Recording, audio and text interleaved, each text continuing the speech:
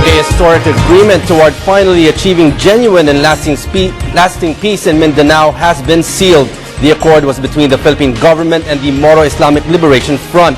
The landmark ceremony was held in Malacanang. Rocky Ignacio filed this report. President Aquino witnessed a historic signing of the framework agreement between the government and the Moro Islamic Liberation Front in Malacanang. The president is joined by Malaysian Prime Minister Najib Razak, members of the Organization of Islamic Cooperation, International Monitoring Group, International Contact Group, and other foreign dignitaries. The framework agreement was signed by Government Chief Negotiator Marvic Leonen and MILF Peace Panel Chairman Mohagel Akbal. President Aquino said the agreement will ensure a safer society to the Filipino people. The agreement is expected to achieve genuine and lasting peace in Mindanao. Let me now echo both panels' challenge to the people. Much work remains to be done in order to fully reap the fruits of this framework agreement. We have commitments to fulfill, people to lead, and dreams to achieve. The details to be laid out in the annexes in particular provide us with a solid opportunity to expand the common ground whose principles we have already articulated through the agreement. I am confident that our faith in each other and in the Filipino people will not waver, and in fact will only grow even stronger in the years to come.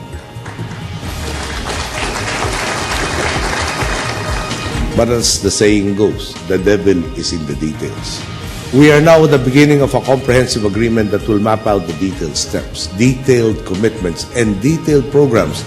Under the agreement, the Bangsamoro government will have powers on defense and external security, common market, and global trade. Both panels also recognize the need to strengthen the Sharia courts. A transition commission will be created through an executive order and supported by congressional resolutions. The Bangsamoro Basic Law to be submitted by the Transition Commission will be certified as urgent bill by President Aquino. The commission will be independent from the ARMM and other government agencies. I first had the opportunity to interact with Chairman Murad in Japan in August of 2011. Back then, some commentators expressed concern. I was criticized for supposedly demeaning the presidency by meeting with a rebel group. But I approached the meeting with Chairman Murad as a fellow Filipino, not as combatants with opposing views, but as fellow victims of a non-responsive system which has so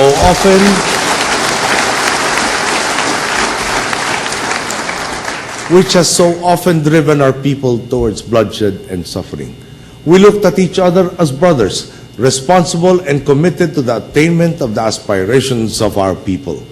This mindset, I am certain, percolated throughout the negotiating process and our respective panels. We now all share in the triumph of this framework agreement. Malaysian Prime Minister Najib Razak stressed that the framework agreement will give the Bangsamoro the protection and integrity. Malaysia is the facilitator in the peace negotiations between the government and the MILF. Today is a day of great hope. A day which sees the dawn of a new beginning for the people of Mindanao. A day when we welcome a unified Philippines. When out of the darkness comes a new light, albeit with an old name, Bangsamoro. The framework agreement before us will bring to an end the violence which claims so many people and cut short so many futures.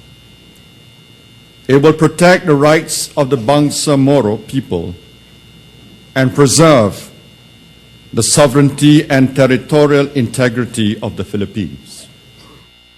MILF Chairman Alhaj Murad extended the hands of peace for the Aquino administration. He said not in his wildest dream that he could enter Malacanang.